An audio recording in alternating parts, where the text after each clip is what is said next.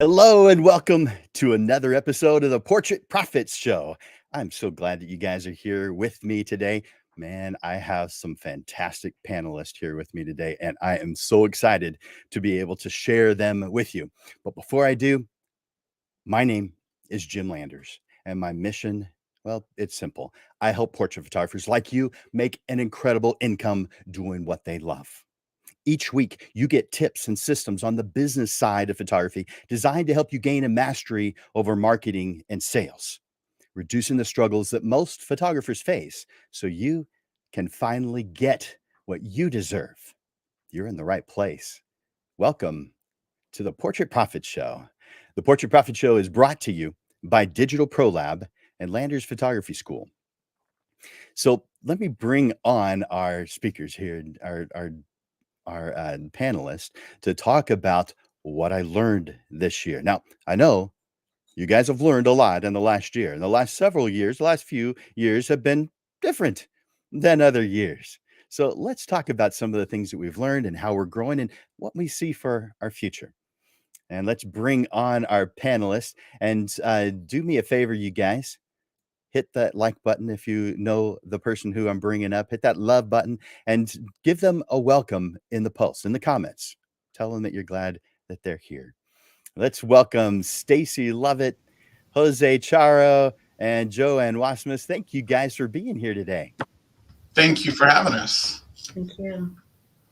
So, anybody excited about answering these questions or nervous? Absolutely. But yes and yes. Good.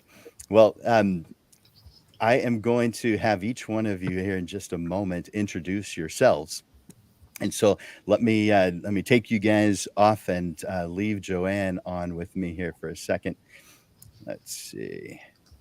Taking Stacey off and Jose, and should have Joanne with me here. Hey, Joanne, how are you doing? Hi, Jim. Good. Thanks for having me. Of course. Hey, can you tell us a little bit about who you are and what you do? Sure. So my name's Joanne Wasmus, and I'm the owner of JW Photography. I started as, like a stay-at-home mom, taking pictures of my kids. I was on the side of the baseball field with my boys. When they started school, I started taking yearbook photos for our school PTA, just through volunteerism with my kids and taking tons of photos. It just sort of naturally developed as they aged. My client base grew, and before I knew it, I was taking photos of friends and families and people that we loved. And that's kind of how this all started for me. Nice. Well, you know what? I hear a lot of people starting in a similar way where they just grow with the people around them, Yeah. doing the things they love and helping them enjoy what they do. And of course, you're helping them keep those memories because whenever we look at a Mhm. photograph, we just kind of drop back into that time Yeah. period temporarily. Yeah. Thank you, Joanne, for being here today. Thank you. All right, so let's bring on Stacey.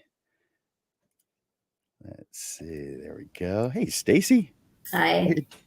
Thank you for being here today. Can you tell us a little bit about who you are and what you do?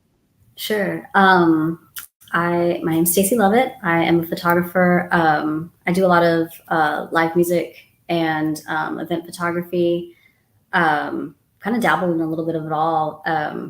It kind of started somewhat accidentally and snowballed in a beautiful way, and kind of made it my own journey. So it's been a lot of fun. How long have you been doing this? I started about 2015, I believe, with San Antonio Current. So. Cool. Very good. Well, thank you for being here, Stacey. I appreciate it. Thank you. All right, let's bring on Jose. Jose, how's it going? Going good. Going good. Thank you for having me on. Of course. Tell us a little bit about you and what you do. My name is Jose Charo. I've been a photographer for about 13 years now.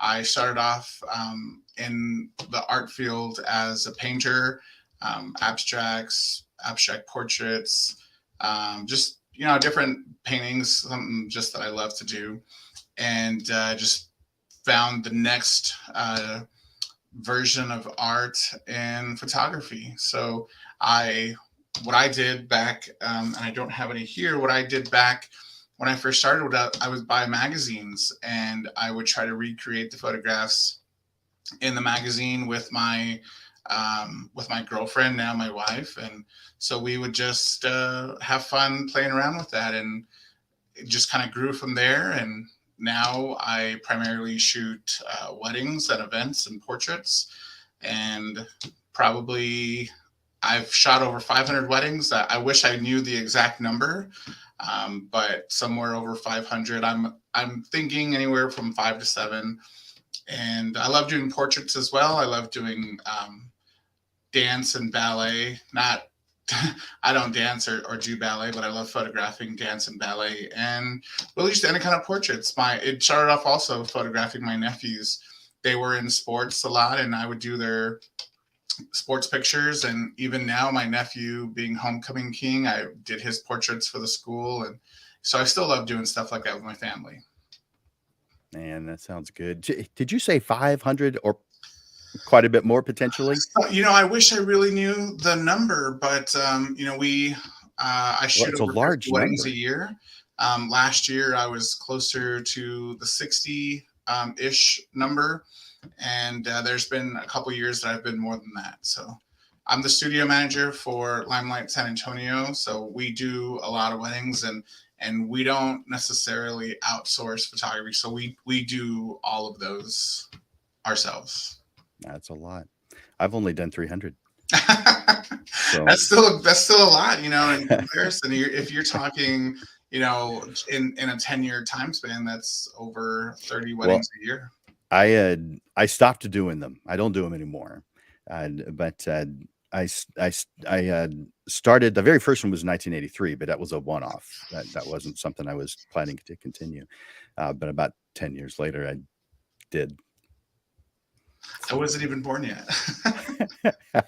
But you know what? I love doing them. I love getting on the dance floor with the bride and groom. I love dancing with them. I love, all the celebrating that they're doing. I love to do that as well. So when I am a photographer on a wedding day, I'm more than just, standing on the outskirts. I'm actually in the action. I once heard a quote with weddings that if your pictures aren't good enough, you're not close enough. So when I heard that, I got in right away. I don't always use a 14 to 24, but if I, when I do, I'll get right in there.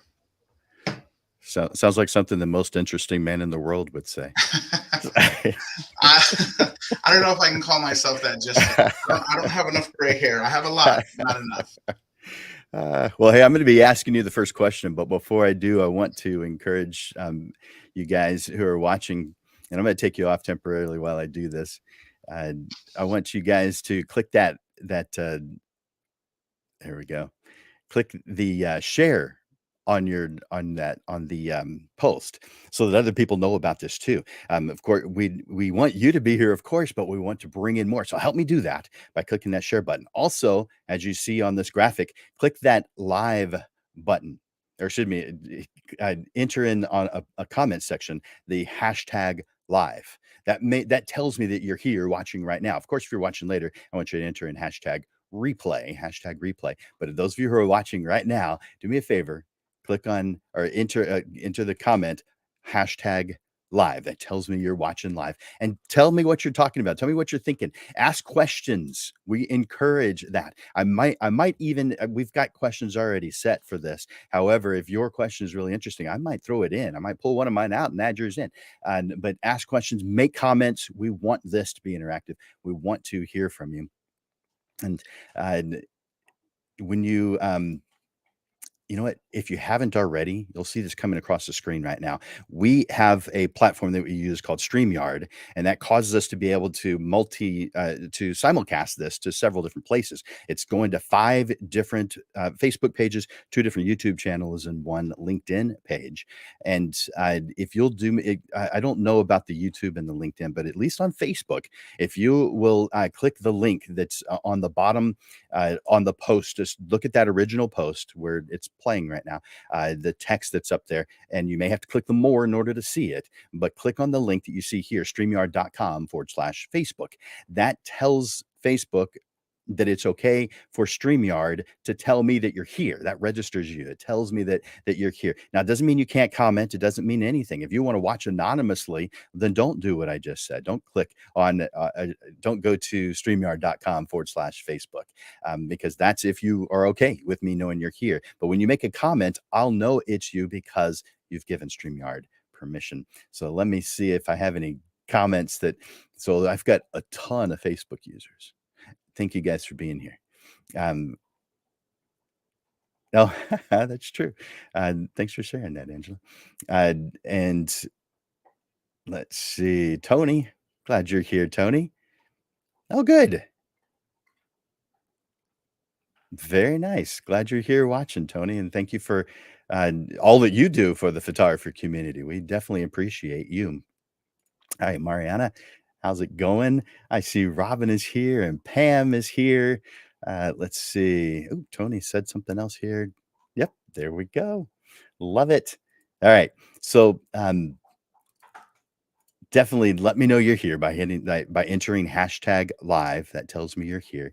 And even if you want to do it anonymously, I'm thrilled.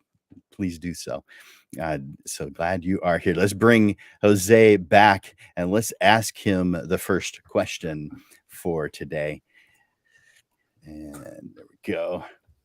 So you already know the questions, Jose, because we sent them to the panelists ahead of time, but I'm still going to read them so that our guests who are watching know. So what has changed in the past year for your business?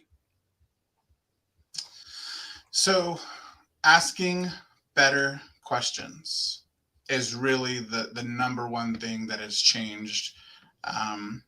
And really listening to those questions, because a lot of times photographers might get stuck in the selling phase of things, in the booking process of it, and telling them how great you might be and what you might be able to do for them. But picking up on these subtle cues that if they are ready to go and say, if they've made up their mind, then just stop selling and just make the deal and close it and book the client. And so I think that has been kind of one of the biggest things that's changed for us is asking better questions and then stopping to listen. That makes a lot of sense. So obviously you've done that before, but you're probably doing that with more purpose and more meaning, just because you've seen how important it is. Has there been something that has that started that to cause you to pay more attention to it, or has there been something that you've noticed that has helped your business as a result of you paying more attention, focusing on it? Absolutely. So in IPS, we've been growing our IPS section.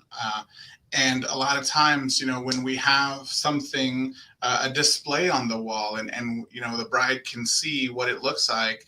And if they say, oh, I really love the way that looks. Okay, cool. Let's see how we can make it happen, instead of showing them, 10 other items. Oh, well, maybe this might look good, or maybe that might look good. They already started by saying, I like that, and then just make it happen. Very good. Thank you, Jose. Absolutely. I appreciate it. Well, let's ask that same question now of Joanne. So I'm going to bring her on and put that question back up. So, Joanne, what's changed for you in this past year for your business?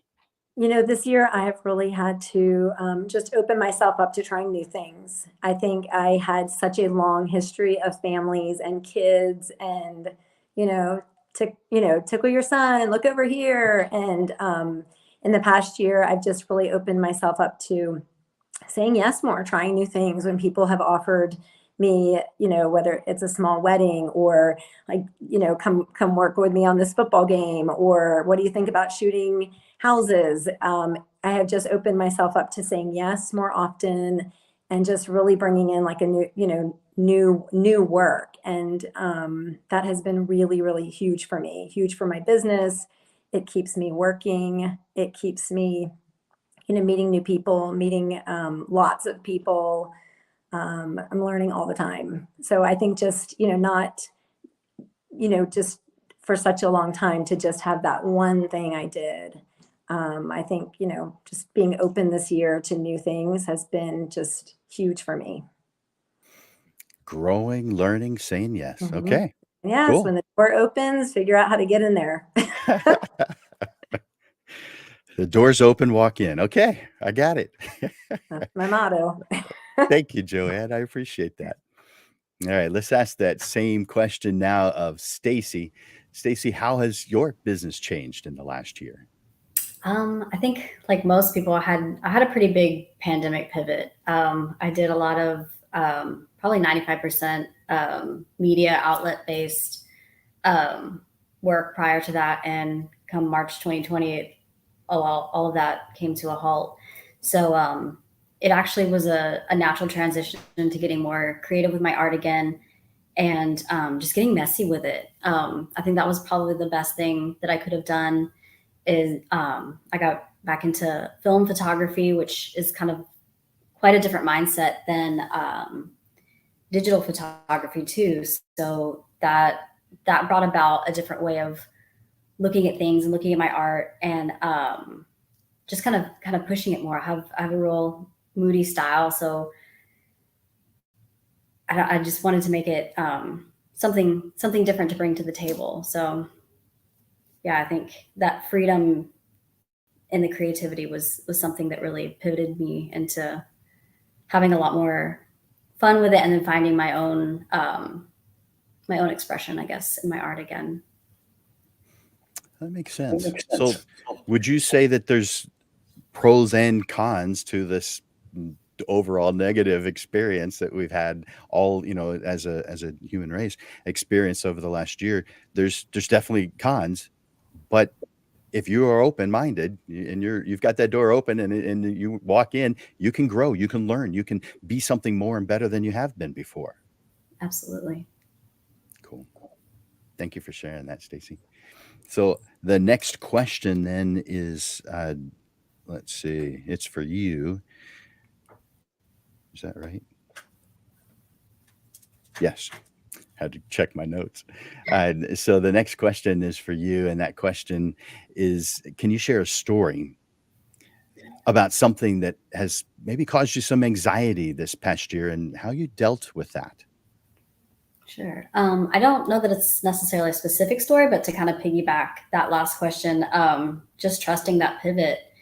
I think with me coming more in touch with my own art and not creating so much for others, for like, a lot of media outlets want things in a certain parameter. They want real technical pictures.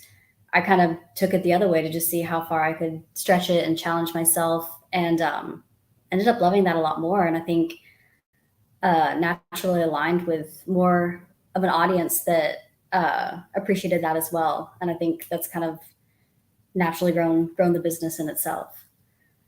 So, and it definitely was a lot of anxiety, because I think working for a lot of more media outlets was a more safety net for me, and getting back in touch with a lot of my creativity really just kind of skyrocketed a lot of things for me. Okay. No, thank you for sharing that. It's always hard to share some things. And maybe that's one of them, maybe it's not, but still, things that cause you anxiety are usually things you keep to yourself. But they're beneficial for others to hear, because we all go through similar things, but we all deal with it differently. And so thank you for sharing that. I appreciate it, Stacey. All right, so let's ask that same question now of Jose and bring him up. So, Jose, can you share a story about something that maybe caused you a bit of anxiety this year, and how you dealt with it? Specializing in weddings, I think just the word weddings can cause anxiety in a lot of different photographers. One thing that one of our team members here in the studio introduced us to, and this is more on the day-to-day kind of background business side of photography. one of the ideas that they brought to us was the Franklin Planner. And it doesn't have to be a specific, Franklin Planner, but one of the things that it teaches you is how to stay organized in your smaller day-to-day tasks. When you're feeling overwhelmed with everything that we have to do as photographers, getting back to this bride, the mom called from this wedding, and the coordinator from this wedding is calling to update your timeline, and this other coordinator is calling for starting times. So and then we have a lot of other couples and brides that are asking different questions. So getting all of those down on a list and actually having it in front of you is a way that really helped us to simplify things. And there were things that we felt like, oh my God, I'm so stressed out for today because I've got, 4 meetings and I've got 4 phone calls and I've got all these things to do on top of everything that I have to do in my normal day-to-day. Well, when you write it down and you actually look at what you have to do, there's a lot of things on there that you can knock out really quickly. And so being able to stay a little bit more organized in that way really helped us in the studio to not get so stressed out. And it really helped in a way that we can say, okay, things that I didn't get today, I'm going to move them into my planner for tomorrow. And those are going to be the first things I do. And then letting the client know, hey, you know what? I wasn't able to get this done today. You're at the top of my list tomorrow. And then when tomorrow comes, anything that I have to do, I just put underneath on that list. And I think that was one of the ways that really helped us to not get so stressed out. It's just kind of slowing things down a little bit, because we're in such a fast-paced world. We're in such a technological age that could really help. But for me, I felt actually getting a planner and doing things one at a time really helped out.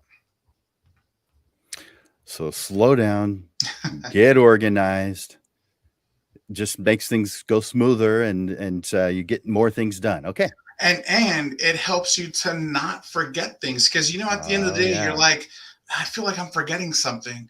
Well, and so one of the good things about doing this is it lets you forget about things. So that way in your brain, the little hamster can slow down on the wheel, and you can say, I'm only going to tackle these items right now, and I'm going to leave these items for later today.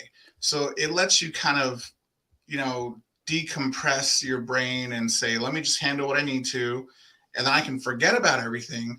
And then when it comes to that time, then I can look at the rest of my list and see what else needs to happen.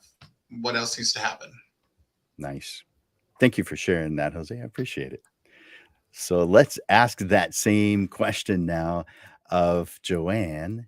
So Joanne, can you share with us something that has caused you maybe some anxiety or something similar this year, and share with us how you dealt with it? All right, I'm going to be very honest. The most anxiety thing I have had this year is taxes, learning taxes.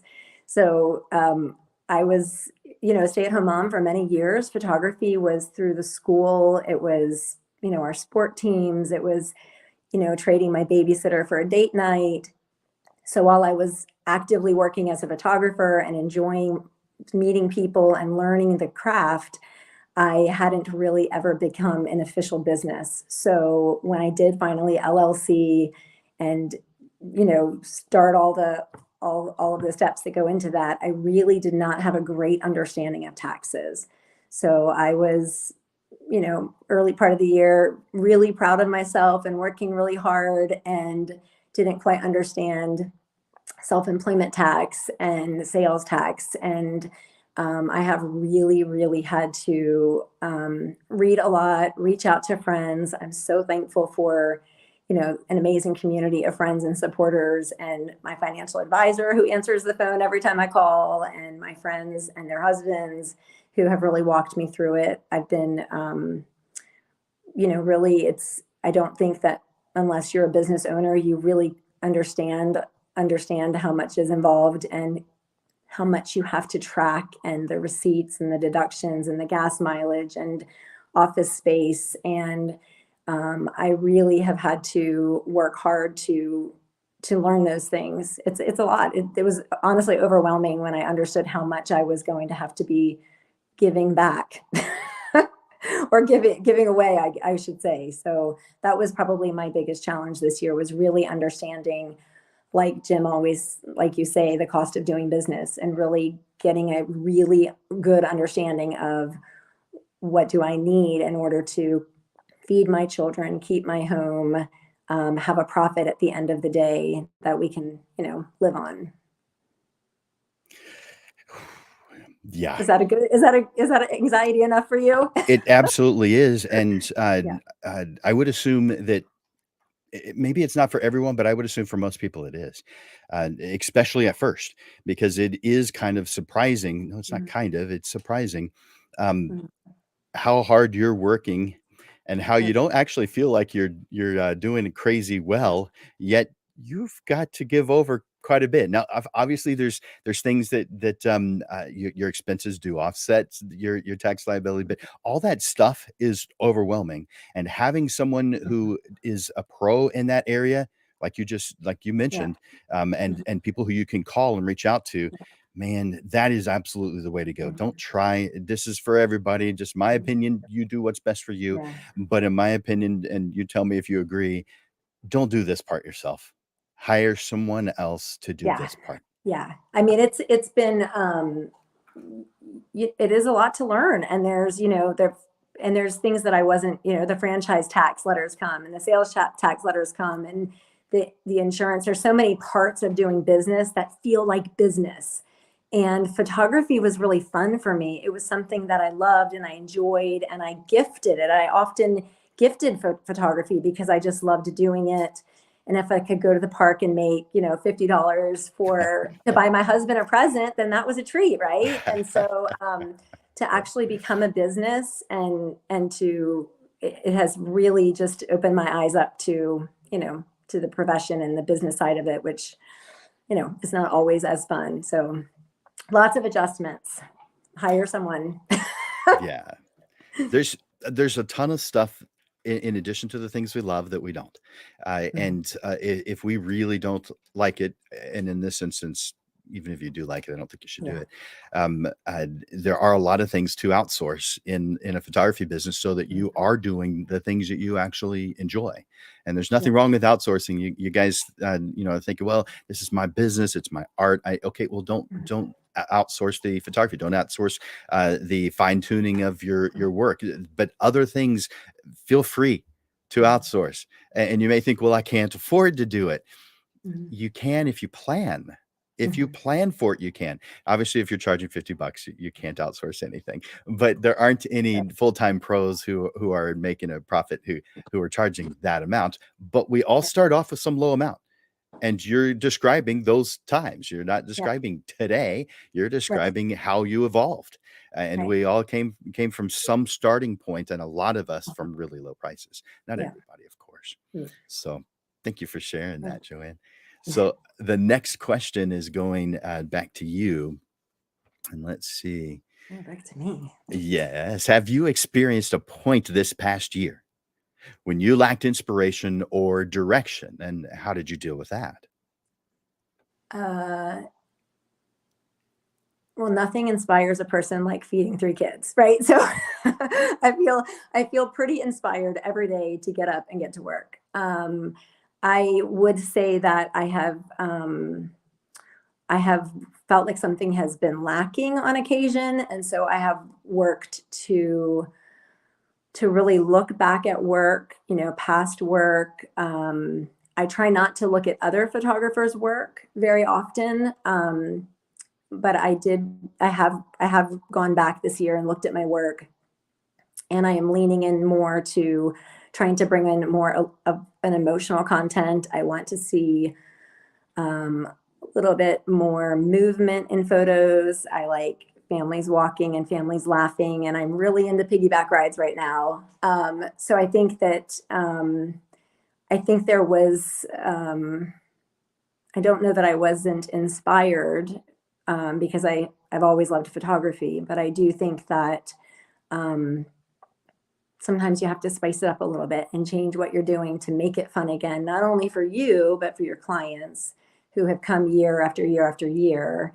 And so lining everyone up into the same poses, or shooting the way you've always done. Sometimes you have to change that, not only for your business, but I think for your clients to keep coming back and to enjoying it. So I'm not sure that answered your question very well, but I'm never not inspired to work, but I am inspired to make sure that the people around me are having fun. The people that come to me are having fun. And I think capturing more emotion than just faces is where I'm at right now with my people. Perfect. Yeah, and I can imagine that feeding 3 kids is definitely a motivating factor. Yeah. Nothing wakes a mama up like having to feed the kids. Love it. Yeah, it's Thank good. you, It's a good gig. Thanks for that. All right, let's ask Stacey that same question. So, Stacey, have you experienced some point during this past year where you've lacked inspiration, you've lacked direction, and how did you deal with that? Quite a few, actually. It tends to be pretty cyclical in my life. My full-time job first is being a mama. So being fatigued and tired takes a toll on a lot of inspiration sometimes. Sometimes it doesn't strike at the time. I think with that, for me, learning to rest and regroup has been huge and quite pivotal in getting that back. But also just kind of going off into new territory. Like I know there tends to be a little bit of a stigma sometimes with TFP shoots, but for me, I feel they're super necessary. It kind of re-sparks inspiration with different people, and even going to different cities. I've done a few shootouts in the Houston area, and it's pretty wild seeing the different art scenes, and it kind of re-inspires and reinvigorates everything. So I just work with people, even in music, like totally different genres, different, and you just kind of bring something as a bit of a challenge has helped a lot to get back. Cool. So do you do a lot of TFP? And if so, you mentioned that was in Houston. Do you do a lot of stuff that's not in this area? I like to travel, and it's my excuse to kind of get away for the weekend. So I'll try and kind of do half and half, do a couple bookings, and have a little fun too. So Good. Fantastic. Well, thank you very much for that, Stacey. And let's ask that same question now of Jose. Jose, can you tell us maybe a point this year where maybe had a difficulty, a lack of inspiration or a lack of direction, and how did you deal with it? Shooting weddings, every wedding is different, right? However, every wedding also has its own unique challenges. And a lot of times when you feel that you are kind of getting stuck and you're always doing the same thing, you like to bring things out. So one thing that I do at weddings is I try to, and this is, when we have the time to actually kick back and get creative, is I like to use every single lens in my bag. And I think a lot of times photographers will get stuck on 24 to 70, 70 to 200, 85, and one thing that I love to do, and to kind of get a little bit more, forcing myself to get creative, is pushing myself to use a 14 to 24 or a 20 millimeter or a 200 millimeter, and try to get creative and get something different. Another thing that I do, even with being a photographer for over 10 years and weddings for such a long time, is I still watch videos on tutorial, what should you do as a new photographer? Because a lot of times we will forget the basics because you're thinking, oh, I've been a photographer for so long, and I know what to do, and no one's going to teach me anything new. Well, even just this morning, I watched a video that was 10 things to do as a new photographer, and I actually picked up a tip that I hadn't used in a long time, and I thought, you know what, I used to do this, why don't I do this anymore? Let me go back and next wedding I'm going to do this. And it's one of those things that I love to watch videos from other photographers, from Jim Landers, putting out amazing content on a very consistent basis.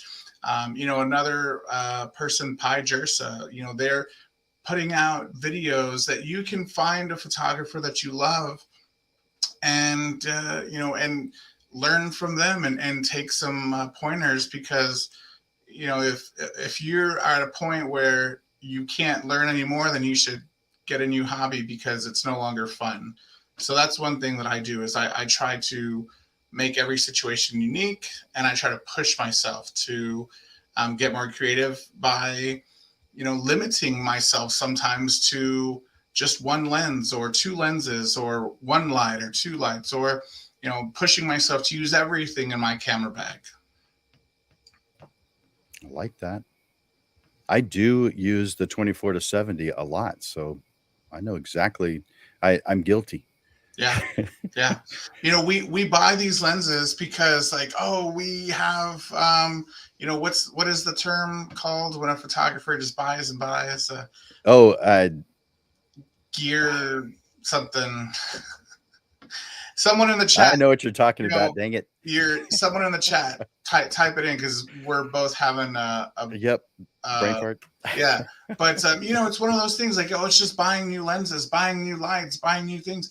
And then your other stuff just kind of sits in the bag and collects dust and builds cobwebs. So I like to force myself to say, okay, we're in a big church. Let me pull out the 20 millimeter prime. Let me pull out the 200 millimeter primer. Just get away from the, what you're comfortable with, and push yourself. Good thoughts. I appreciate that, Jose. So the next question did anybody in the chat type it in? No one's typed it in.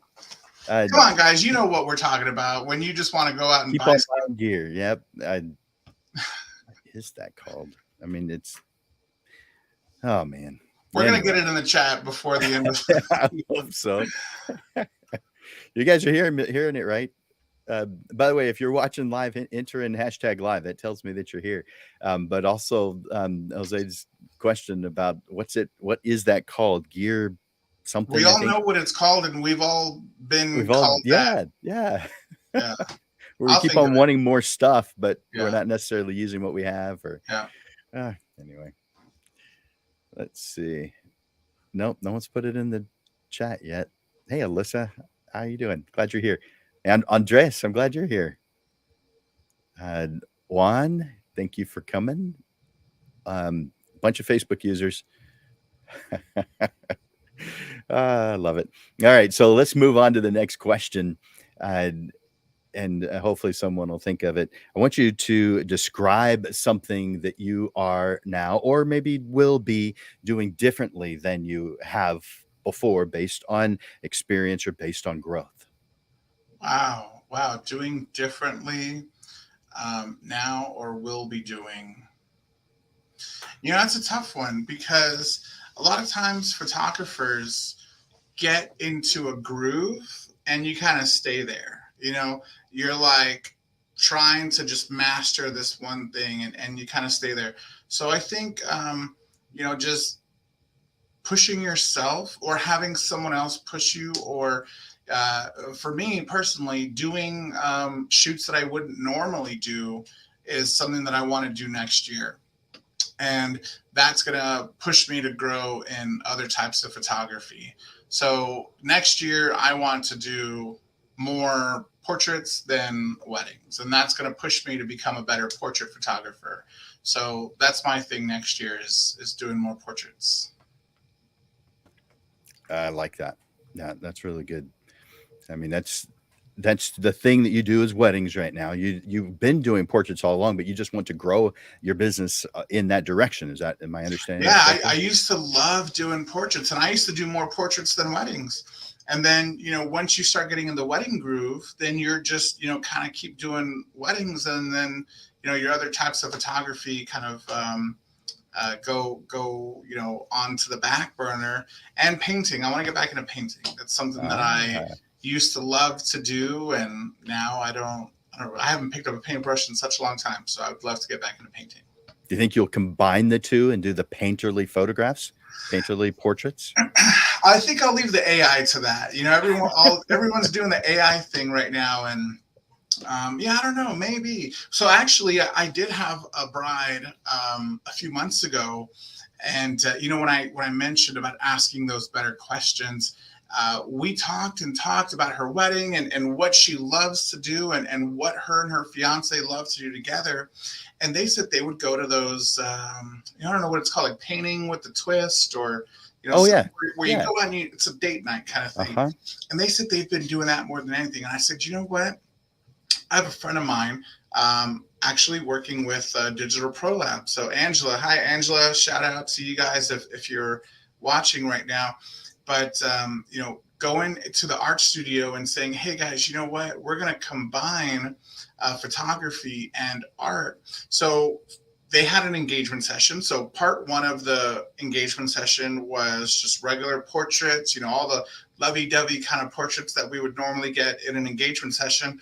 But part two was going to the art studio and changing outfits, getting something really colorful, giving them a palette of paint and saying, hey, let's just get creative and whatever you guys want to do. So we actually had the bride painting on the groom a little bit, painting little hearts, writing out the wedding date.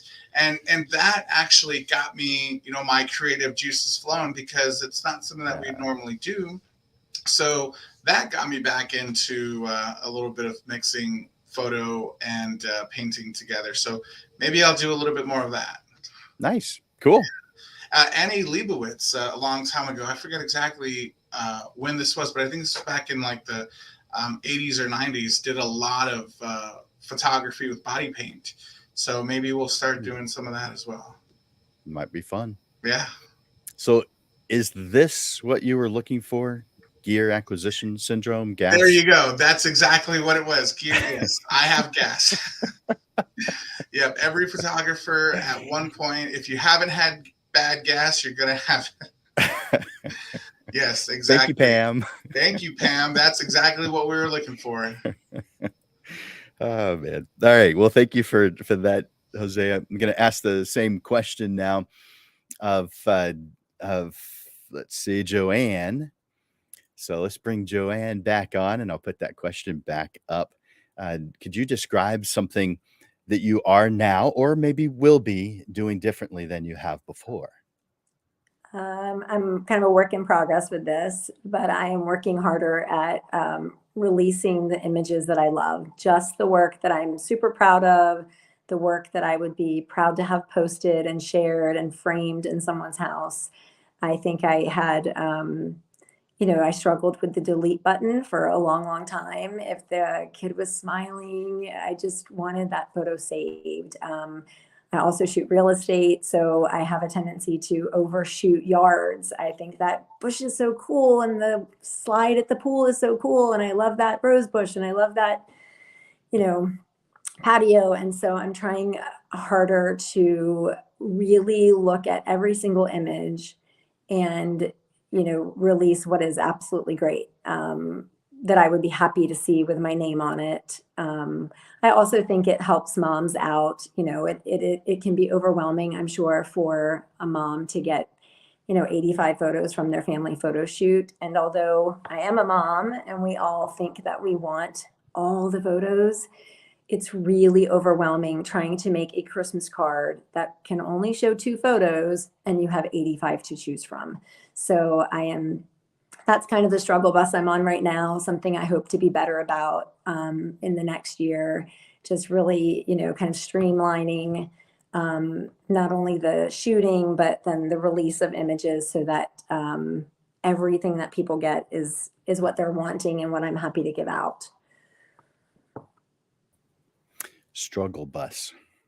It's a struggle for me. I want every single photo. I want the eye rolling. I want the lip biting. I want all of it, the silly faces. And so I have just always, over delivered. I'm working on that. I want people to get great stuff, because inevitably the eye rolling, photos are the ones that end up posted and shared. And, Yeah.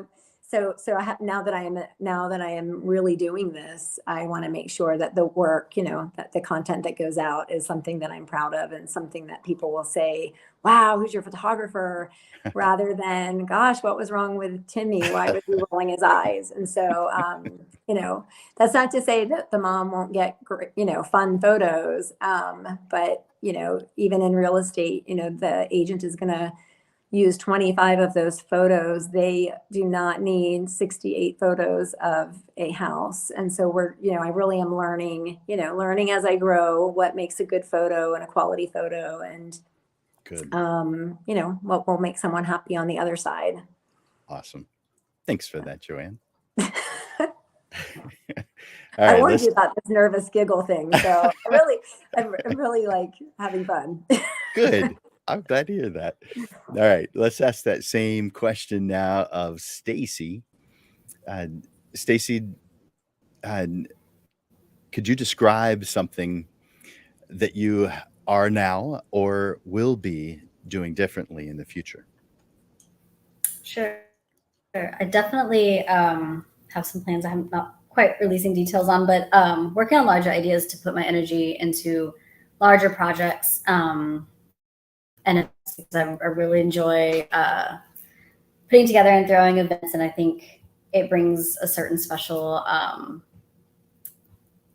something special for people to. And so yeah, I want to focus a lot more on that, and fit some travel in there too. So maybe some destination shoots. Yeah.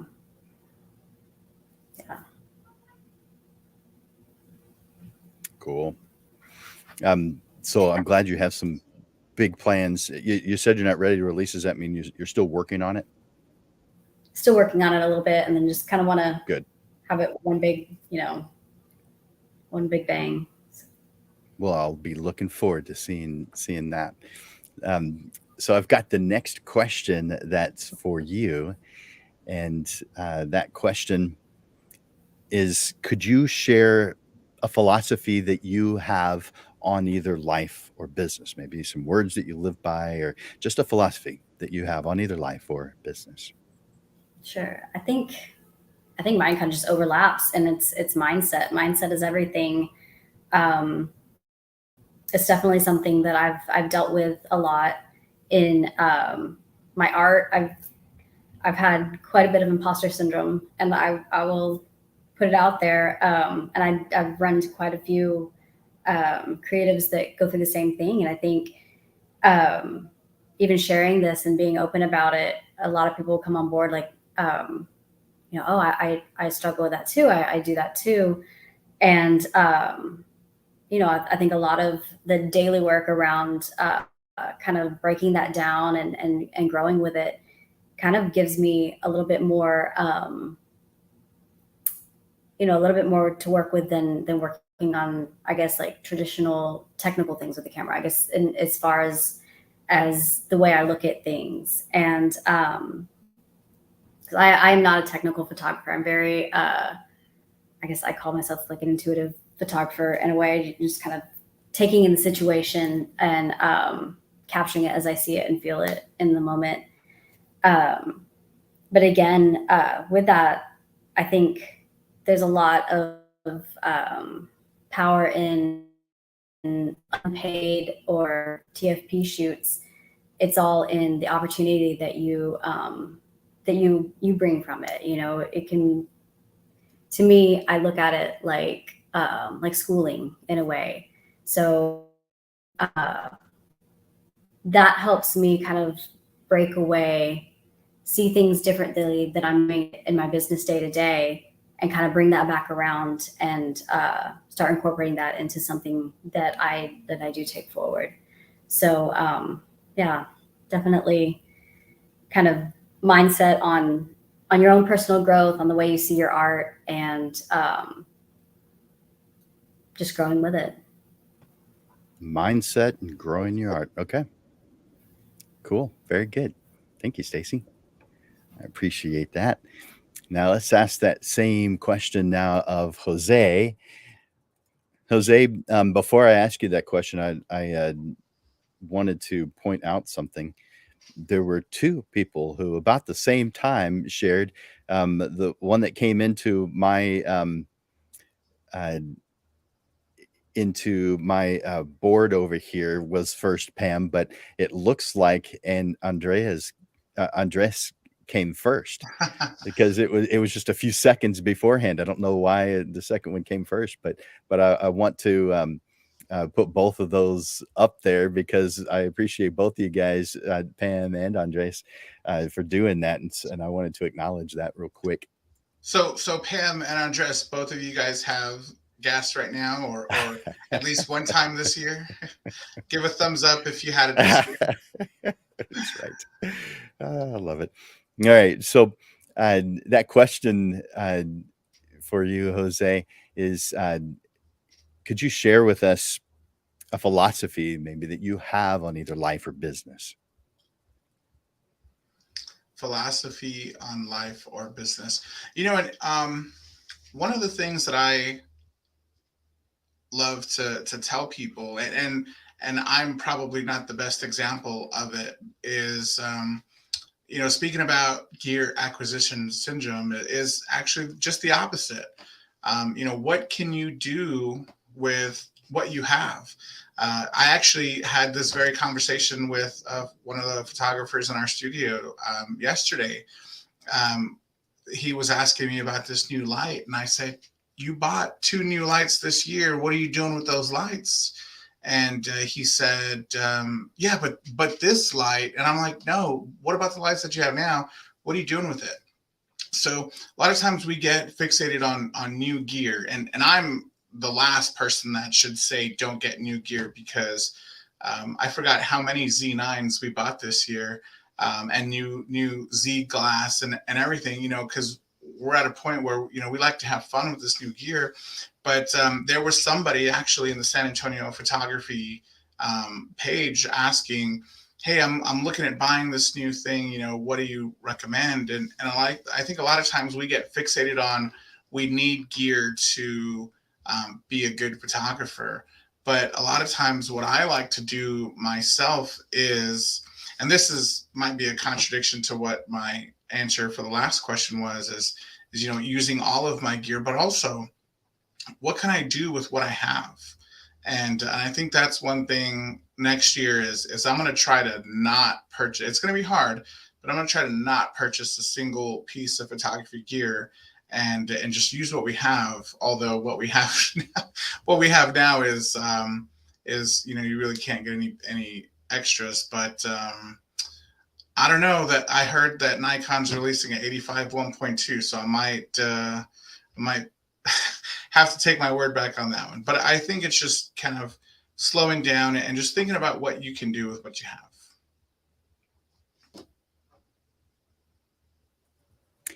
Perfect. Totally understand that. Yep. You go from one end of the spectrum to the other, and I feel like I'm bouncing back. But a lot of times you get excited when you get new gear, but then also you should get excited about the gear that you currently have. Yeah. Yep. That's exactly right. And we have good enough stuff. Most of us have exactly what we need to do the job, and having that extra stuff, while that's good and maybe it makes you feel a little better, is it actually making enough of a difference? Maybe, but we have to analyze that. We have to think that through. I don't ever like to push a specific brand, because when someone asks me what, should I get a Nikon or should I get a Canon, I tell them, get whatever you want to. But, one company, Fuji, is great about firmware updates. And I had, back in the day when they had the X100 and the X100T and then the X2T, or, whatever naming system is they would put an update out, and some photographers would feel like they had a brand new camera in their hand just because they got new firmware. So a lot of times you don't have to go out and get the latest and greatest. See what firmware updates there are, and you start utilizing those new updates into your current workflow. Okay. Totally makes sense. Thanks for sharing that. Yeah. Thank you, Jose. All right, let's ask that same question now of Joanne. Joanne, could you share with us a philosophy that you have on either life or business? In both, I'm just incredibly grateful. I wake up every day grateful to have work on the days I work, grateful to get to rest on the days I don't have work, grateful for the amazing support and the friends who refer for me. The bulk of my business really have just been referrals. It's almost all referral based. And so I'm grateful for them. I try really hard to be grateful for even the hiccups, maybe there's, I learn from all of it. So I'm grateful, even when there's a hiccup, because I can make note and then try to avoid that hiccup later. Or maybe I learned that it wasn't really a hiccup. Maybe it was something that really helped me. So I just think, I try really hard every day to be open to the possibilities and grateful for whatever comes at me. Just grateful for what I'm going to learn, grateful for what it's going to provide for, my photography, for my family. Just super grateful. It changes your life. I love that. Yeah. So I'm curious, Yes. have you always had that philosophy, or is this something that you've grown into or you get better at? Tell me a little bit about your evolution on being grateful, because I totally agree with you. I got divorced last year. It was life-changing. I had been a stay-at-home mom for many, many years and never thought I would return to work. And I, never thought my photography would be more than my hobby, kind of like my fun mommy thing. I think that on the other side of the hill, we have, I feel like I've made it to the other side, and I'm just so thankful. I think that when things fall around you, it really makes you you're forced to really recognize what's important. The people around you, the community that you're part of, those things really, really matter. And I'm just so thankful. I mean, every day I get to go to work every day doing something I love. And I get to schedule around my kids' swim meets, and I get to schedule around their, I drive my daughter to school every day, and she gets to tell me about all the 12-year-old drama happening at middle school, but I love it. And so photography has been such a gift, and I did not even realize it. All those years I was on the PTA taking photos, I just wanted to be with my kids. And photography allowed me to be at the school carnival rather than working a station, right? I was in motion. I had a job. I had a role to play. I got to meet everyone, never realizing the path that I was on. And so it has been just this really interesting, journey when, for not too much detail, but when we separated, I really thought, gosh, what am I going to do? How am I going to feed these kids? I had a friend who was amazing, helped me put a resume together. I, looked at finishing my degree. I looked at all the things, and my camera was just sitting there next to me. And so here we go. And I was really, really fortunate. I reached out to everyone I knew that had some photography niche, a wonderful real estate agent friend who I love dearly connected me with Paige Shin with Page to Page Photography. So I spent a whole summer working for Paige learning real estate photography, and her work is beautiful and amazing, and her clients are wonderful. And I, anytime I'm invited to go shoot with someone, I say yes, because I'll learn from it. And I'm just grateful for people like you who continue to build the community. I'm grateful for, just grateful. I'm grateful every day to have, I you know, like to that. wake up and to have my kids and to be happy and have a Yeah. job I love and the flexibility of it. And just, you know, just grateful, just everything that comes at me. I feel like there's a bigger purpose to it. I don't always know what that is. I don't always know what I'm going to learn until I've learned it. Some things I still wonder about, but for the most part, you know, when you wake up every morning and you open your eyes and you just think of 3 amazing things to be grateful for, your whole day changes. It just snowballs. That's so cool. Thank you for It that, is. Joanne. I appreciate you saying that. Yeah, thanks. So I'm going to ask you the next question, but before I do, you guys watching right now, do me a favor. In the comments, tell me what you're grateful for. Just one word. And Oh, if you so don't good. want to say it, put the first Yeah. initial of one thing that you're grateful for. Each one of you has to be grateful for something, right? I mean, you're a wonderful creative with a fantastic mind. There's something that you're grateful for. Maybe it's the fact that you are a creative. So just put that, just that one word, what you're grateful for. Maybe you've got several things, but at least one thing in the comment section. And again, if you don't want to write it out, just put the first initial.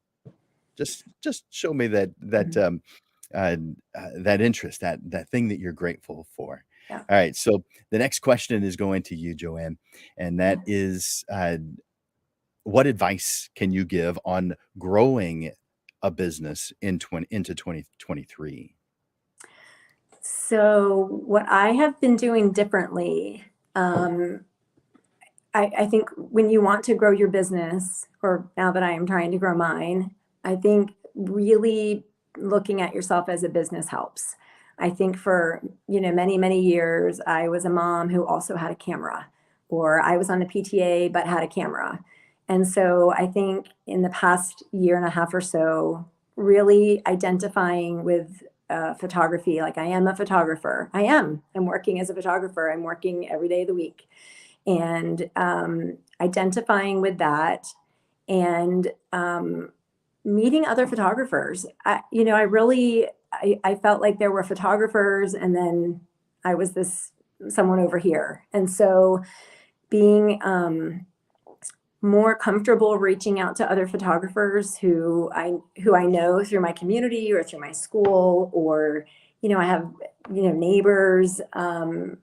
Gosh, we learn so much from each other, and I'm learning so much from them.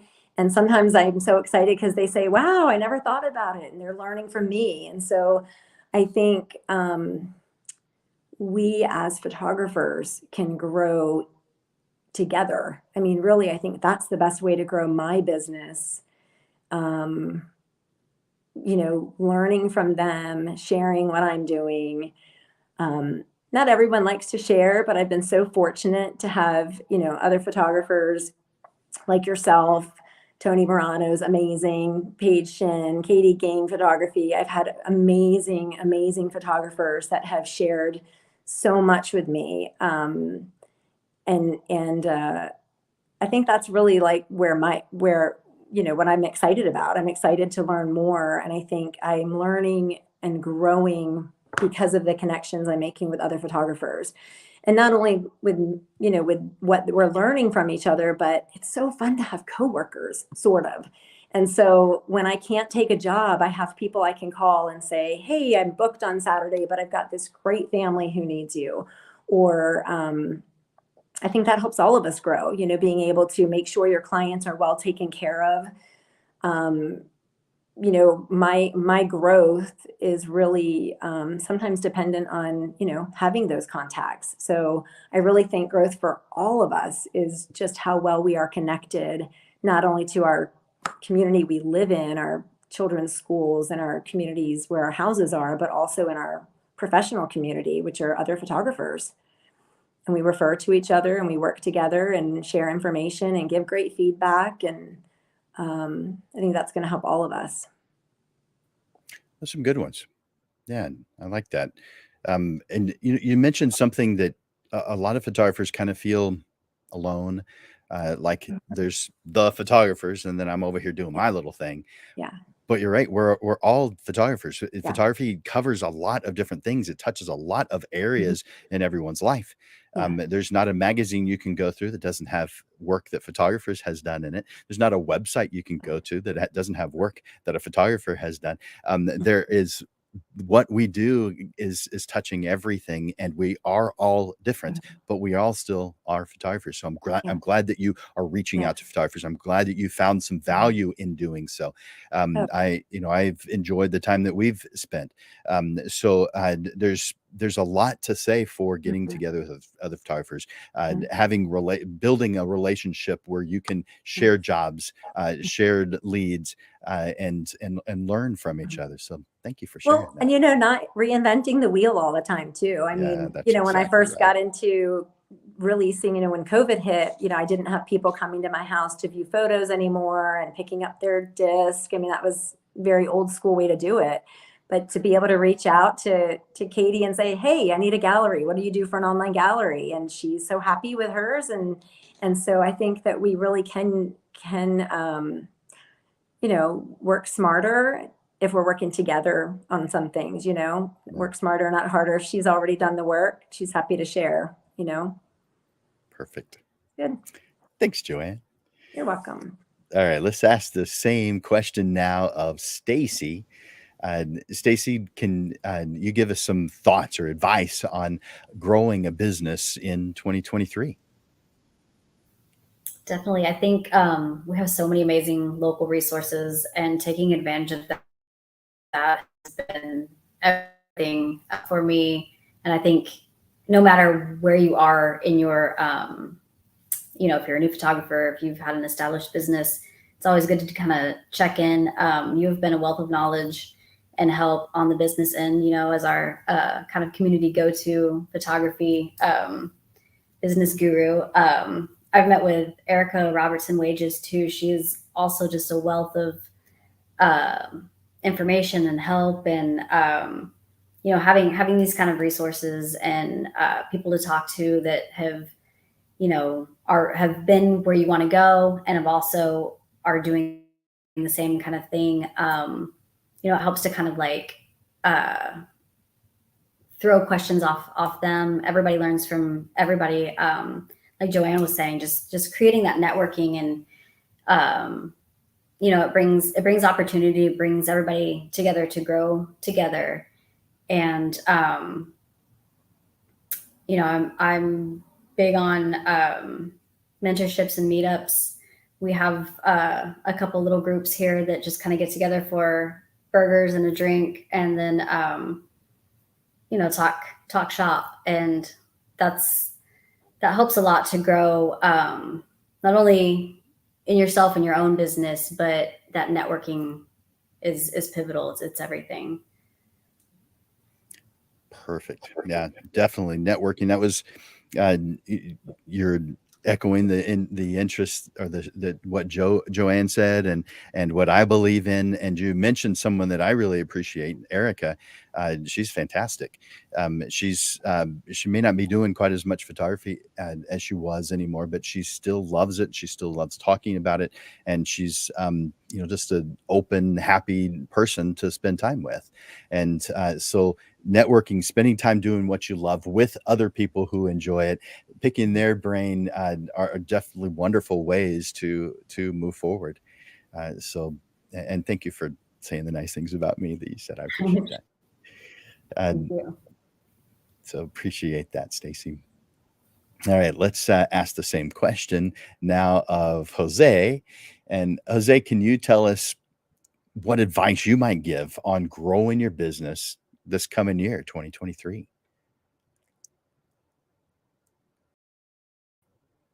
I think you might be muted. There we go. Yeah, I can hear you. Don't be afraid to expand. A lot of times as photographers, we are so excited to give the client, these amazing photographs that we worked really hard on the day of the shoot, or the session of the wedding. And we worked really hard on the editing. And then you're so excited to give them their photos that you say, here's your gallery. let me know what you think. And I think one of the things that we're doing here in the studio is not only here's your photos, what do you think, but also, come in, let's talk about your photos, and let's say, what is your vision for these photographs? What do you want to do with them? How do you want to celebrate them? And how do you want to share these photos? And more times than not, a lot of these people want to have something on their wall, want to have something printed out. And that gives you a chance to, put some icing on the cake and say, hey, you paid X amount for your photo shoot, and, you want to get some prints. Awesome. Let's do that. Let's make it happen.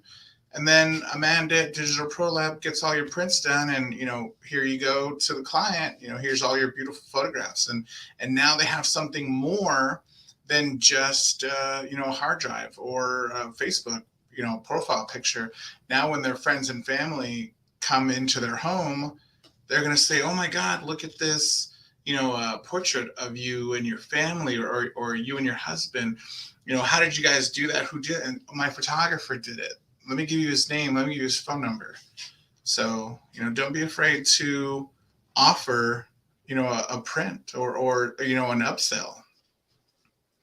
I know sales is a really hard thing for photographers to get around, because as creative people, we want to be creating, but you got to keep the lights on. You got to keep the studio open. You got to be able to afford that next camera or that new lens or that new light. You do have to be able to afford that next camera and that next light. Yeah, that's right. We want that stuff. Absolutely. Yeah, so oh man. So the next question, Jose, is for you. What's one piece of advice or a specific quote that has made an impact on you that you would like to share with us? So, living in San Antonio, everyone thinks automatically I'm Hispanic or Mexican, but my family's actually from French, and there's this French author and philosopher that said, "Je pense donc je suis," which means I think, therefore I am. I think, therefore I am. And so to me, I like to prove my existence and to share and kind of leave a mark, and everyone wants to leave their mark on this world. And to me, je pense donc je suis is, how are you going to leave that mark? How are you going to have people remember you? So that's my kind of go-to quote and saying. Nice. So how do you want people to perceive you today? Anyone out there, you can always hit me up on the San Antonio Photography Facebook group, and if any question that you have, I'm always happy to answer. There's so many photographers out there that are looking for resources, that are looking for answers to questions, because Google kind of just gives them the broad answer, or takes them to a page that they might have to read through a ton of different articles to find what they want. And so a lot of times photographers will give up or get the wrong information. So I want people to know that I'm here to help out in any way possible. We have photographers out there that I put out Facebook posts on the San Antonio Photography Facebook group, and I say, hey, you want to come out and help us on a photo shoot and learn and get paid to do it. We pay our assistants. We don't just say, come out here for free and gain experience, because while yes, a lot of photographers would love to do that, we also want to make sure that we take care of them. So and then not only that, we are actually having them grow and learn from us, and now they're second shooting with us. And so we have several photographers that started out as an assistant, holding a light stand, watching and learning. And then after the photo shoot, we say, okay, what questions do you have? What did you learn? And then on the next shoot, try to apply that. And then now they're actually shooting with us. So we are a wealth of knowledge, and with all of the years of experience. I have 13 years of experience. So between Jim Landers and me, we have 113 years of experience. Okay. Not sure what to say about that. Thank you for that. And I think many people watching may be surprised. Most photographers actually do want to help others. Absolutely. But there are many who aren't sharing, and it isn't because they don't want to help. It's because they have what Stacey mentioned earlier, and that's oh man, what did Stacey mention earlier? The fraud, but that's not the word she used. Stacey, can you tell me what it was? I'm going to bring you back. Imposter syndrome. Imposter syndrome, yeah. And sorry, and so I'm going to take you back off. But imposter syndrome, if we feel like we have imposter syndrome, and we all do at some point, that no one escapes that. I guess there's a handful of people that are so completely full of themselves that they just don't experience that. But I think everyone experiences that at some point. Hopefully not all the time, because that'd be devastating. But we all go through that. We all have the experience. And so at those points in time, when we don't want to get found out that we're not as good as you think we are, we may hold back. We may not be willing to share. And again, it's not because we don't care, because we don't want to help you. There's a lot of photographers who don't share because they're scared that you may discover that they aren't who you think they are. And we all are either in some areas less than or greater than what you think we are. And so we don't want to be discovered as being less than. That's one of the reasons why we shoot raw, because we can potentially fix our mistakes. So, we all make mistakes, even as professionals. Sure. But you have to have a backup, and you have to have a contingency, and you have to know, and you have to be able to admit that you either made a mistake or you did something wrong, or you have to have that humbleness to know you can do something better, and then the next time do it better. There you go. Very good. Thank you, Jose. All right, let's bring on Joanne to answer that same question. Joanne, can you give me one piece of advice or one specific quote that has made an impact on you? I'm really big right now on recognizing that the rest is as much as a gift as the work is. So, right now I'm very, very busy. It's holiday season and Christmas cards, and I'm working a lot. I'm editing all day. I shoot, there's houses, and then I'm editing around that. And then I've got shoots, every night and on the weekends and holiday parties that I'm photographing. And in January, I will rest, and it will be wonderful. And it used to scare me. Not having something on the calendar used to really scare me. Oh my gosh, it's the weekend and I don't have anything, and what am I going to do? And so I think I'm learning the rhythm of photography, and when there's a busy season and when there's kind of a natural lull, and I'm just starting to celebrate the rest when it comes, so that I'm ready to work when the work is there. Perfect. Sorry for the delay. I was typing a little note in the private chat area to you guys. Jim? I'm gone. I took off. I needed a beer or something a little stronger. you know where I stand with wine. We're good. So you're going to rest next month? A little bit, yeah. So the neat thing about doing real estate and people is they're kind of opposite. And so I'm always working. When real estate is really hopping, typically families are a little bit slower. People are traveling in the summer and it's hot. People don't want to be sweaty on a field for photos. And so I have been really, again, just blessed to be able to, learn that type of photography with someone so willing to teach. And so there are little moments of rest. And I used to get real nervous when I would have a few days off, and now I just I kind of highlight it on my calendar. I get super excited. You know, I went to the Spurs game with my kids the other day. It was so fun to have a day, you know. Nice. It's good. Rest is important, and connecting with your people to remember why you're doing all of this, you know. It's good. It's good stuff. When you say connecting with your people, uh, your kids or your people, how do you connect with them? Oh gosh, I mean, well, I'm a huge homebody, and so we love fire pit. You know, we love fire pit night. My oldest son loves to cook, Nice. so if he comes Oh, home, he usually cooks for us, and that brings everyone to really? the kitchen. Oh, he's really good. That's cool. I love, you know, just being with them. I love the drive to school with my daughter. It's time, one-on-one time where she's not distracted by anything. I'm not distracted by anything. We take the long way, which is a beautiful drive. And, you know, it's really nice. I've got one that swims, so I get to cheer at his swim meets and take him out to lunch after sometimes. And just, you know, being present in what they're doing and celebrating their interests. You know, Yeah. well, you know, I mean, that's really where I connect the most. Like family time when we're all together is hard to get.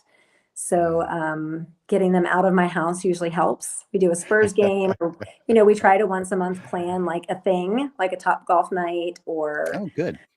something, just one thing that gets us all together. Even if it's only for an hour, it's super important to connect with your, you know, with the whole crew. Love it. Yeah. Love it. Thank you Yeah. for sharing that.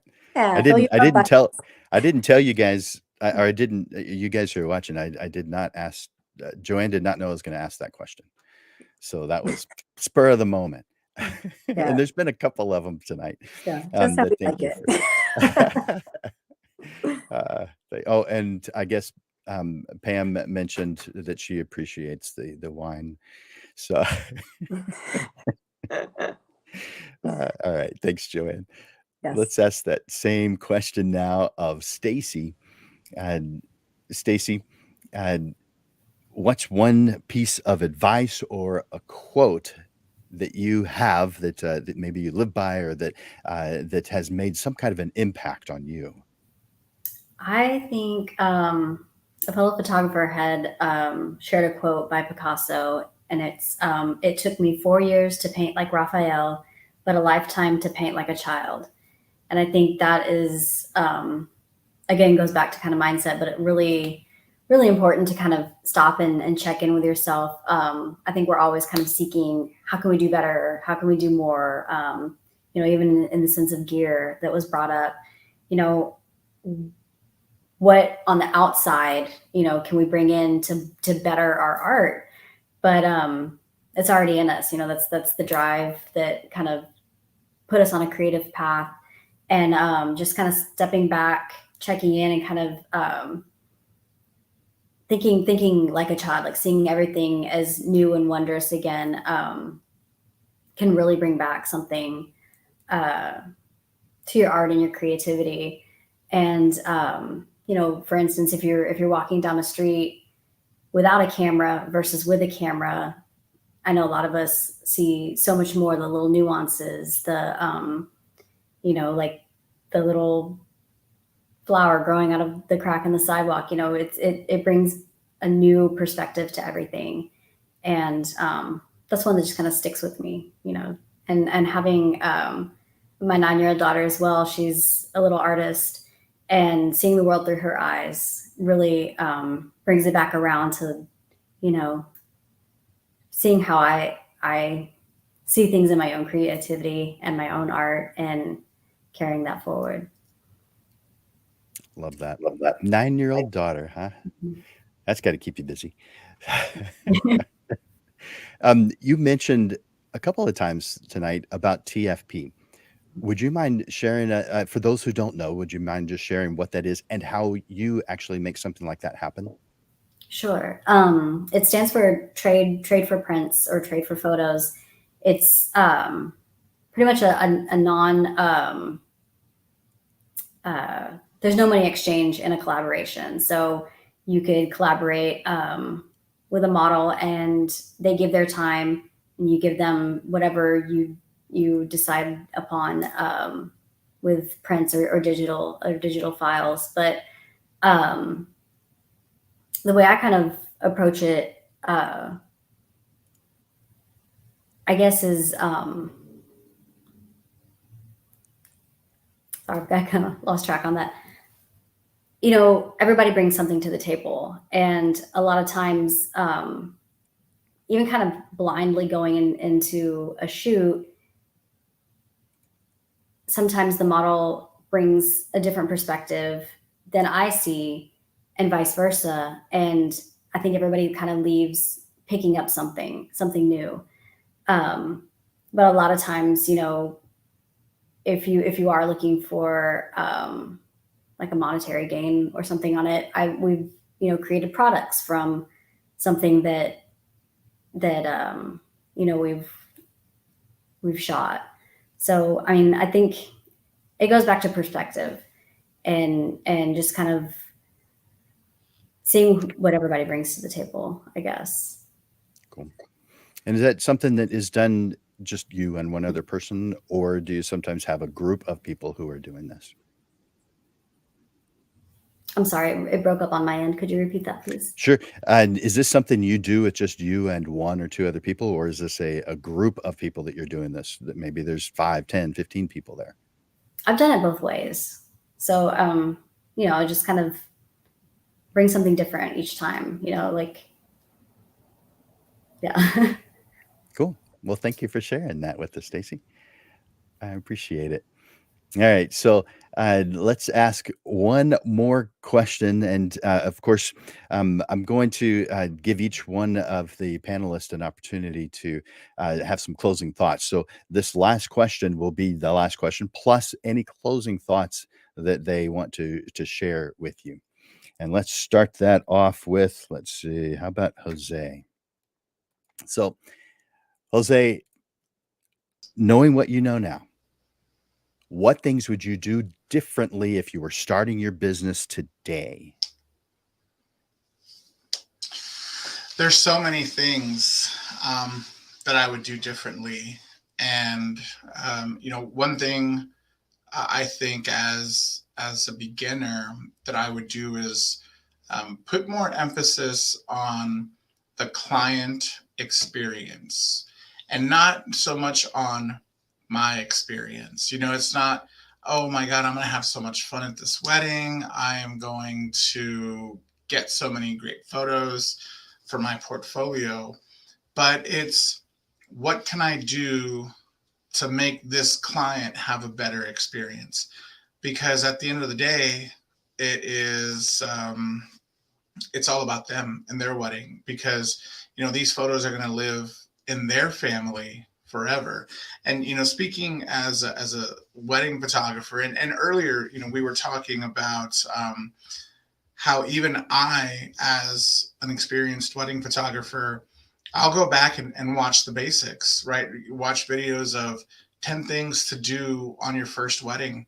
And, you know, one of those things that I had mentioned earlier, and I didn't say what it was, but how I'm going to make sure to do it next time, is the speaker of this video said, when we're on the dance floor, we're so ingrained and so intrigued by the action that's going on.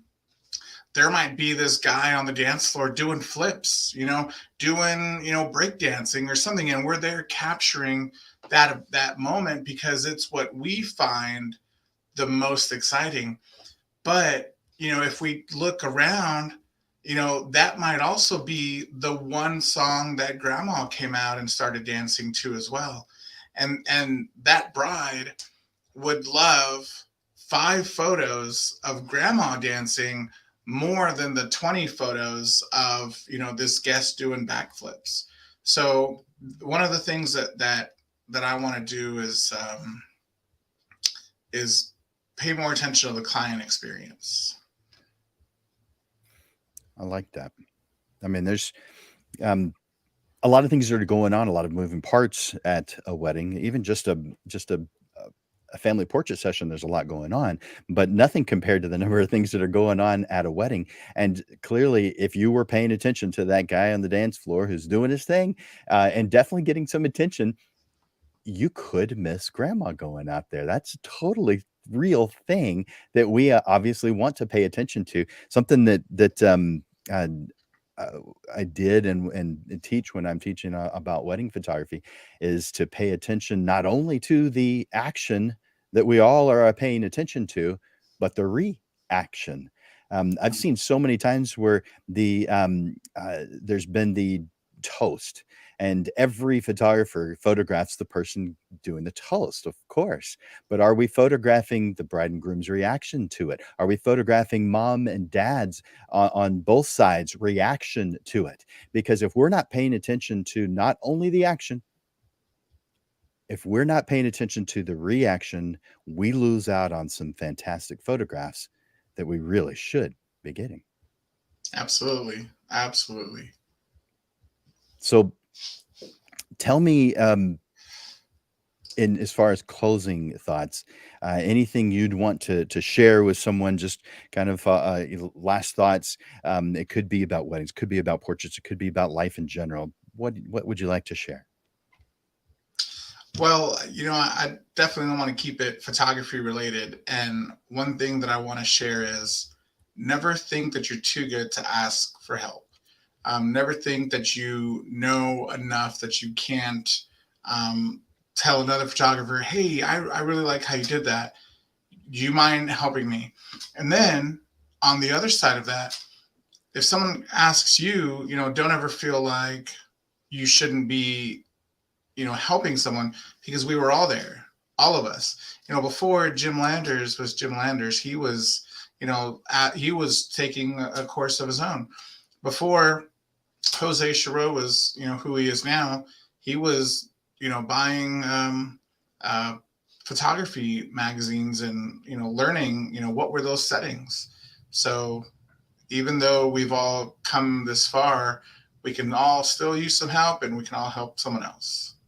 Nice. So building up our community. Thank you, Jose. I appreciate that. All right, let's ask the question now of Joanne. So, Joanne, knowing what you know now, what things would you be doing differently if you were to start your photography business today? I would have a much better understanding of business. I hate to go back to taxes, but they're so hard. They're so hard on a person. So I think just having a better understanding of really the cost of doing business. Taking my camera to a swim meet and taking 1,000 photos is fun, but every click, I am one click closer to a new camera. I think I just see things differently now as a business owner. I do donate a lot of time as a photographer to, charities that I am passionate about, but I am kind of always doing the math now.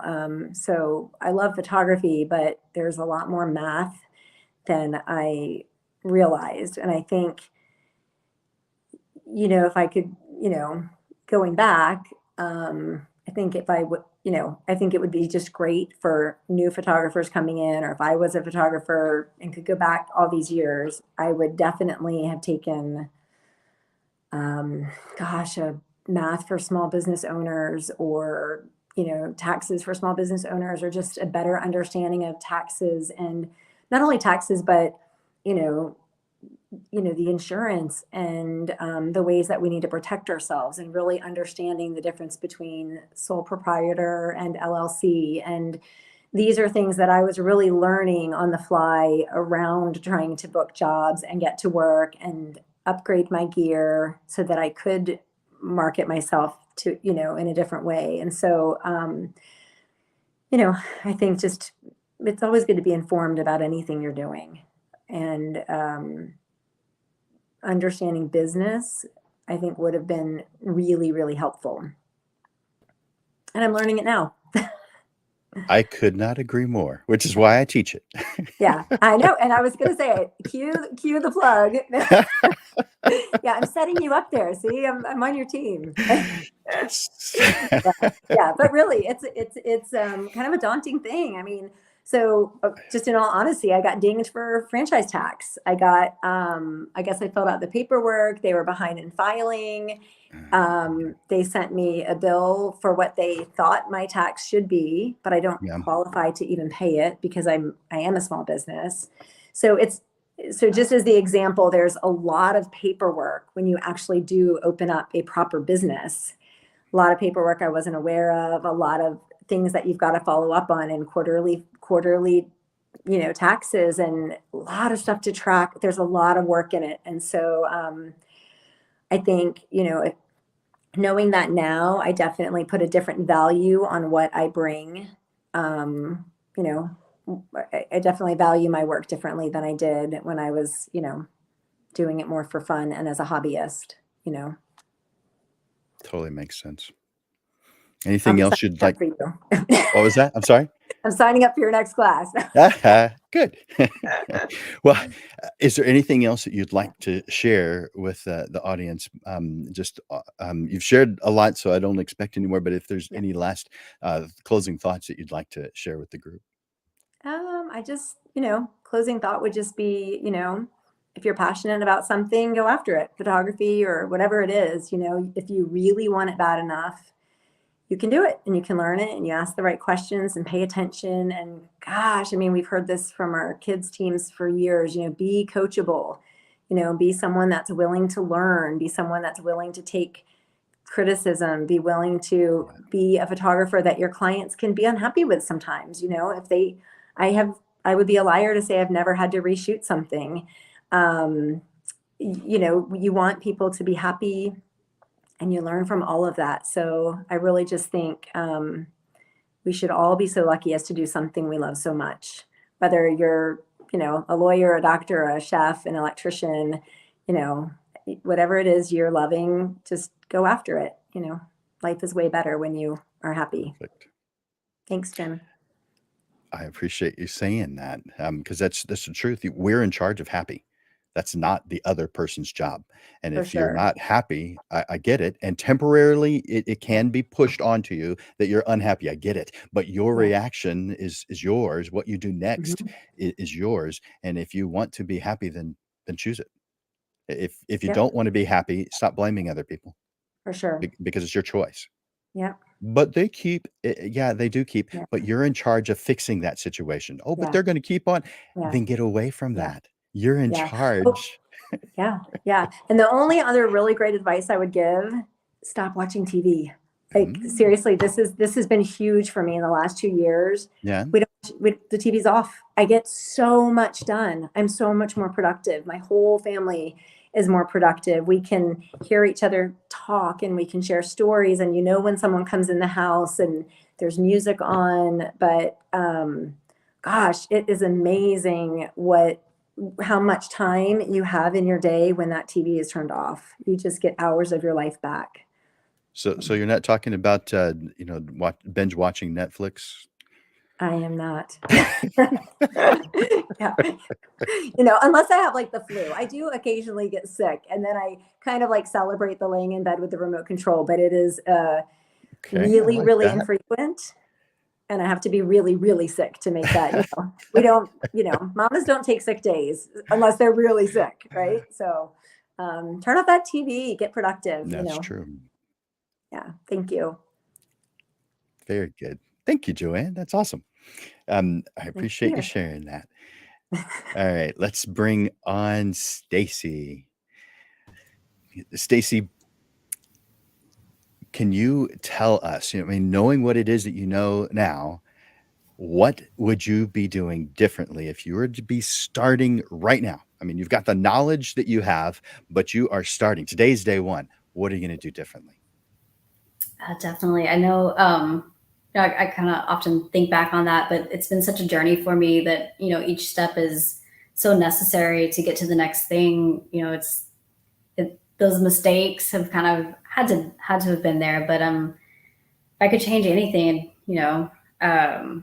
investing in myself earlier, investing in probably equipment and opportunities a lot earlier than I did. A little bit more confidence in and I've seen this working with other creatives as well, is, we always think of like, oh, when I get there, but you are there, you're in it, you're doing it. And there's been times where I felt a little bit more green in my talent than I should have probably been claiming for myself. So I think loosening up, getting out of my head a little bit more with it, and maybe even taking a public speaking class for times like this. But I think sharing the journey, I think with a lot of other creatives and kind of finding that creative tribe a lot earlier than I have now would have helped as well. But definitely grateful for where I am and where it's gotten me. Awesome. I like that. When I get there, you are there. You're in the middle of it. Mhm. I love that. That's perfect. I wrote it down because I like it. All right. So, do you have any last thoughts, any closing thoughts on and anything we talked about today, or maybe something that we didn't? Sure. I know somebody touched upon earlier. There's a lot of people that aren't really speaking up in photography group settings, and I've been just extremely grateful for all my mentors along the way. And just want to throw it out there that I'm an open book with anything that I've gone through that I can help with. Anybody starting out, reach out. Like I'm passionate of sharing, my stories, my journey, and my knowledge that I do have. So definitely, Nice. welcome any questions. Perfect. Well, I definitely appreciate that you are an open book and you're willing to help out others because we all need help. And, Jose mentioned it a little while ago that yes, there's all those things out there that, like YouTube videos and such. But actually getting out and talking with people, taking real classes. In my opinion, YouTube is fantastic, but it's a better as a secondary source of education when you already have a question. I mean, have you, Stacey, ever been in a situation where you didn't even know what question to ask? Because I have, right? I Yeah. didn't know enough to even ask a question. And if you don't know, if we all know a little bit about stuff, but we don't necessarily know what to do next or what the question is. And without a question, what good is YouTube? Because you start off with a question. That's what the search is for. And so if you didn't know to ask the question, then you didn't get that piece of information. But if you are working with someone, a teacher or another photographer who has been doing this, then you can ask them the questions. They can share things with you, and you can go back and forth with it. And your work doing TFP, trade for print, this is something that causes you to grow in real time. And the other things that you're doing, spending time with photographers, talking with them, I think you mentioned having coffee with them. These are things that are now and will cause more questions to come up that you can research later on YouTube. And so I appreciate that you share that you're actively getting out there, actively looking for more information. And as Jose also said, we don't know everything. There's always more to learn, no matter how long I've been doing this. And maybe it's longer than some others, but probably not as long as others. I've been doing this. The first time I did a paid job was in 1983. And anytime I say that, I'm hoping you guys are thinking, you don't look old enough. Okay, because that's exactly what I want you to say. But it's true. The first paid job I ever did was in 1983. How many years is that in 2023? 40 years. Mm-hmm. That's ridiculous, in my opinion. I can't believe it's been that long. Now, I wasn't in business at that point in time. I just did a job, and we all start off that way. Where we're not really in business. We just start off. We're trying things out. We're curious, and we kind of just jump in because we don't know any better. Did you experience that, Stacey? Oh, for sure. And then we start learning. We need to grow. We need to learn these things. We need to get more serious. And at some point, when we do get serious, we realize how important the business side is, and because we all have that interest on the photography side, or we wouldn't even be here. But at some point, it evolves into getting serious about the business side, like Joanne said earlier. When do you feel it was that you started getting serious about the business side, Stacey? I guess it was a little bit of a shift with the pandemic, because I was kind of one of the 1099 employees, and then it was kind of like, okay, wow, I gotta kind of really focus on scaling my own side of things. So that was a big shift for me. So, How do you view yourself differently when you became serious about the business side versus prior to that? I think that's where I had to accept a lot more of my creativity earning money versus kind of me just having a camera, and I don't want to say just like pushing a button, but because none of us like hearing that, but because it's a lot more than that. But I think more of an assignment versus a creation type of thing. Because that was a big thing for me to kind of break out of. So. All right. Well, thank you for sharing that with us, Stacey. I'm going to bring back on Joanne and Jose, so that we can, so you guys who are watching can say thank you to them. Do me a favor in the comment section, if you appreciated some of these answers, say thank you to our guests. Thank you, to each one individually. Thank you as a group. But just take a moment, hit that, just go to the comment section and show your appreciation for Stacey and Joanne and Jose, giving their time to us. I mean, they've got other things to do in life. They don't need to be doing this. They do it because they care about you. And you obviously care about more than just yourself, or you wouldn't be here either, because you're doing this for you and your clients. And by default, anyone who watches what you're doing, sees what you're doing on Facebook, looks at your website, they are benefiting from the growth that you are having too. So thank you for being here, because that shows you want to grow and you want to become better. Thank you guys, Stacey, Joanne, Jose, for dedicating your time, for giving us a little bit about you, for a little bit of, sharing some things that are behind the scenes that you don't have a chance to talk about every day and may not even want to talk about every day. Thank you for sharing these things and more with us today. Can I say one last thing? Yeah. Hey guys, everyone out there, y'all make sure to support Digital Pro Lab. They are sponsoring this video. Jim Lander's School of Photography.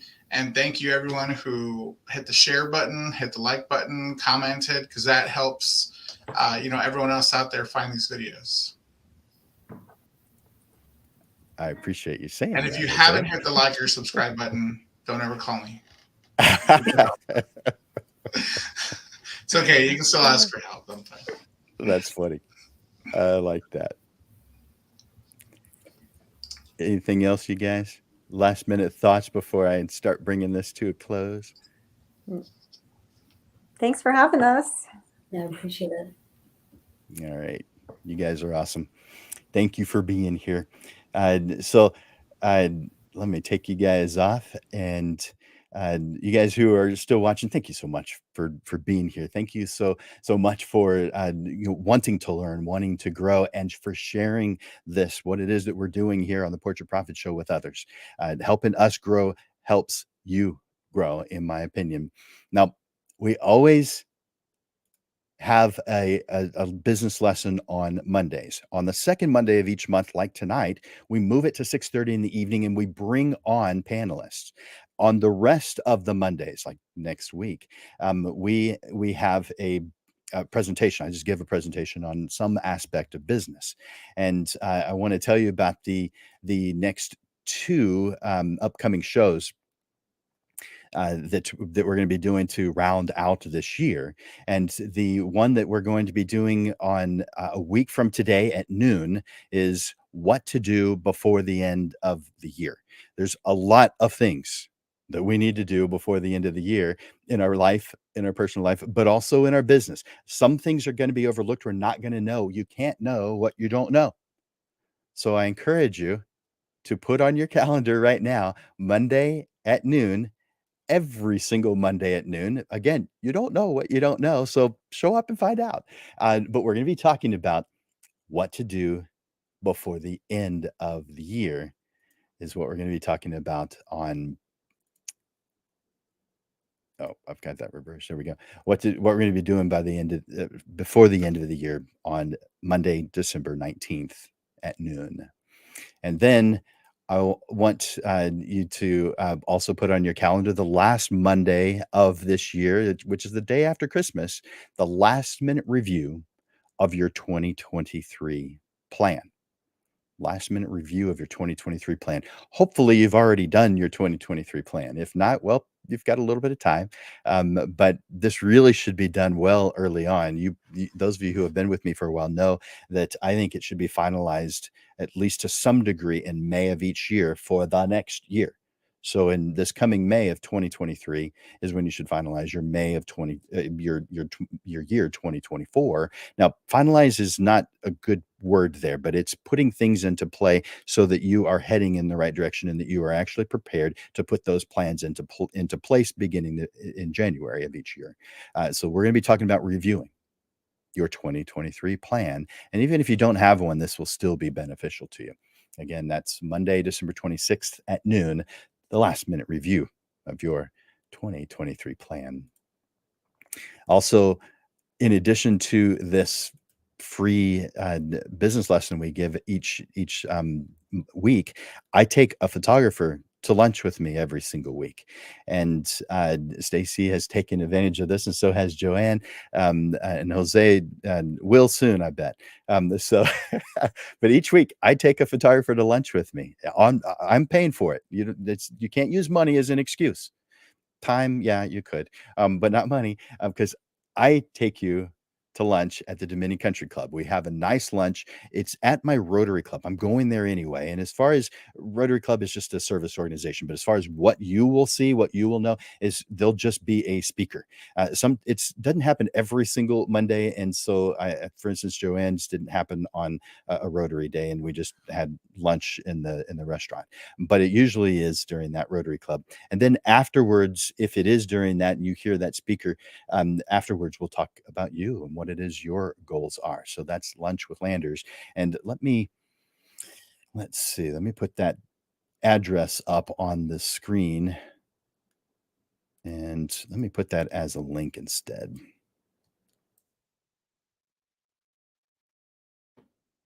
Comments. There we go. So Lunch with Landers. If you haven't taken advantage of that already, take advantage of it. I thoroughly enjoy taking a photographer to lunch with me every single week.